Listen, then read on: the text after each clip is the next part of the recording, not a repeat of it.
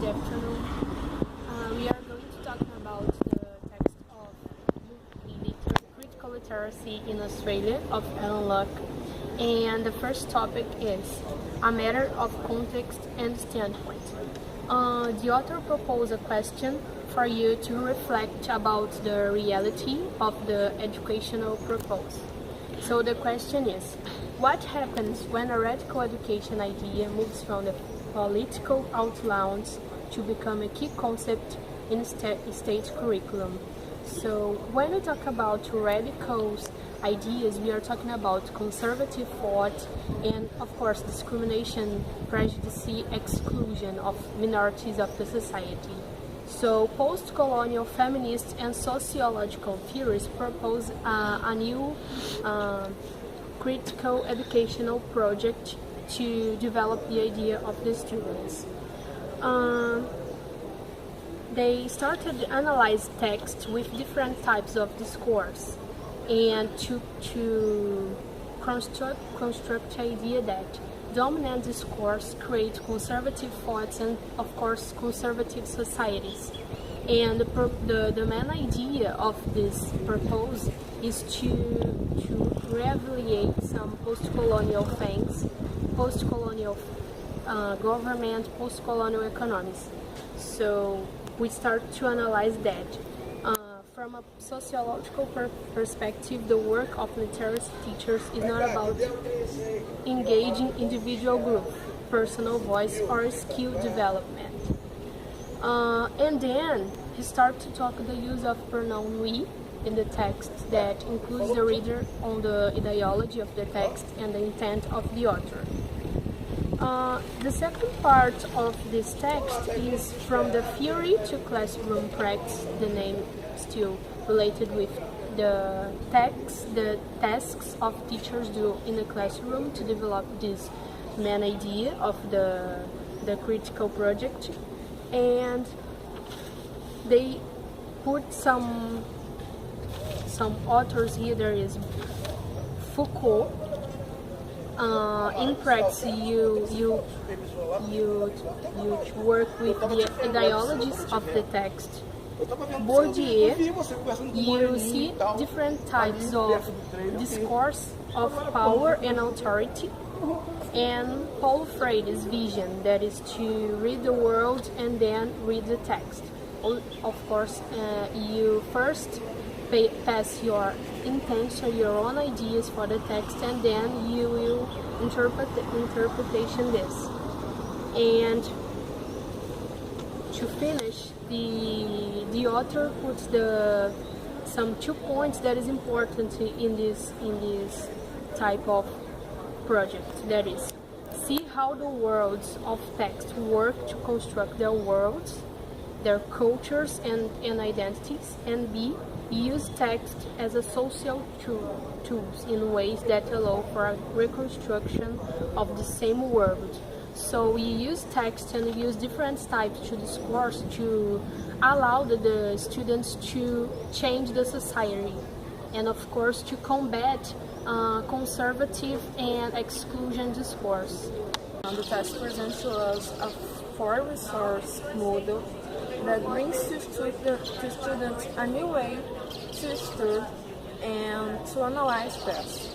They bring four models that shows practice to make the test in an easier way to analyze that, basically.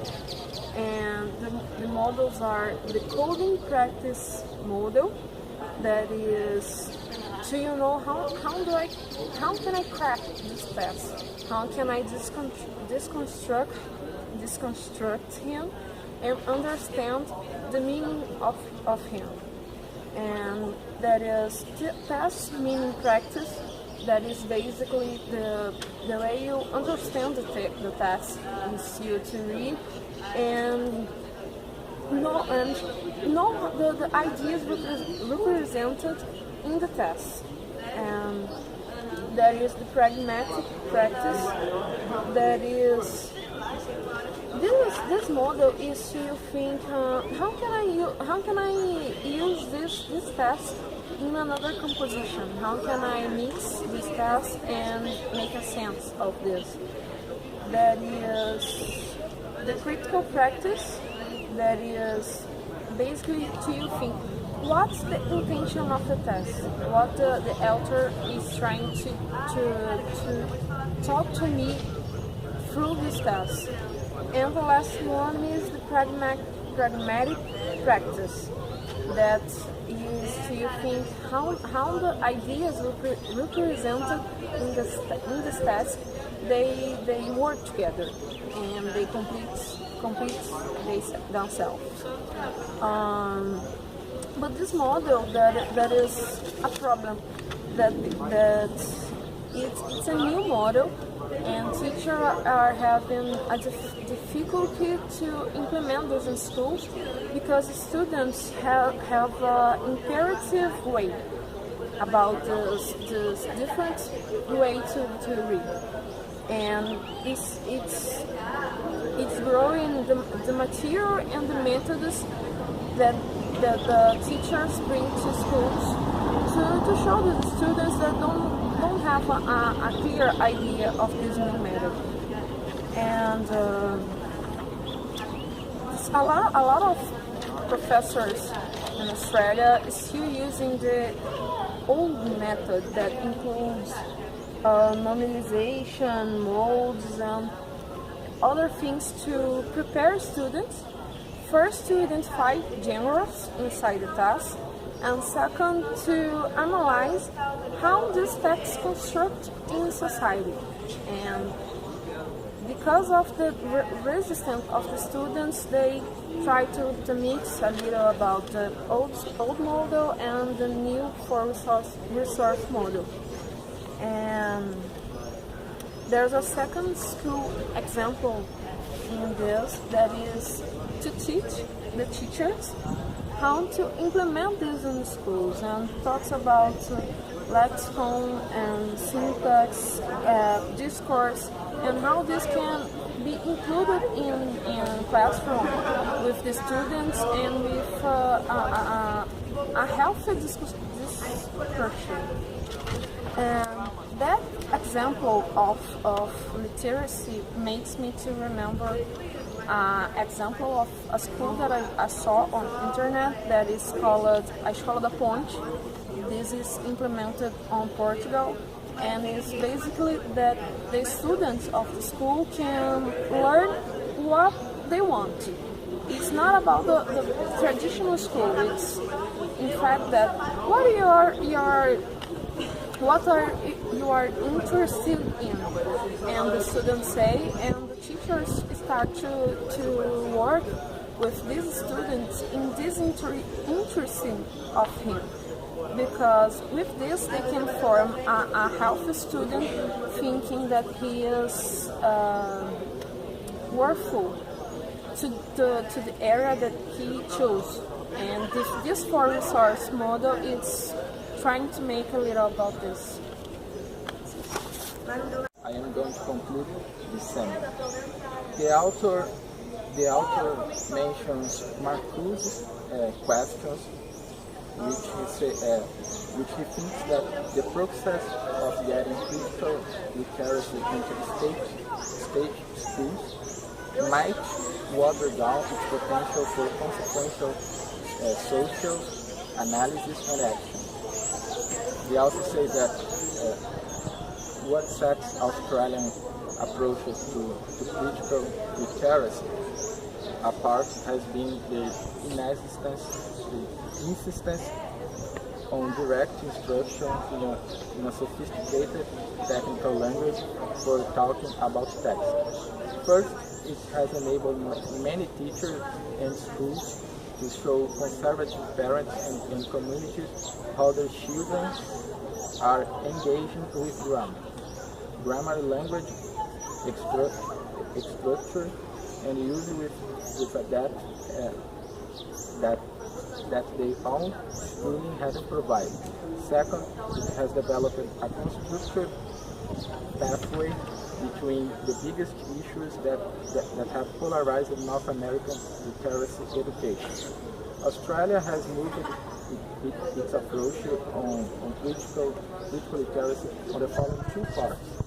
Blend direct instruction in ways of thinking, talking about text with emphasis on immersion and engagement with oral texts and substantive context. And the other one is blend explicit, which is the introduction to how conventional genres work, with an emphasis on critique and transformations of these same genres, the ideologies and the social fields where they are used. So to conclude this text, the author explains that the approach to literacy described here is a two-tiered strategy.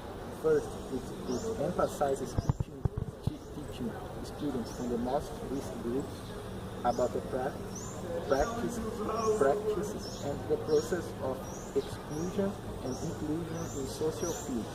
That is, it had a strong emphasis on developing an analysis of power. And second, it emphasizes direct instructions in the works of mainstream texts of significant exchange value in these social fields, from canonical educational forms such as scientific essays to these aesthetic and functional texts that might have consequences in students' further education and occupation. He also criticizes the way our educational handles with its traditional view of literacy has skills, knowledge, and cognitions inside the human subject. Instead, he suggests a vision of literacy as visible social practice with language, text, and discourse.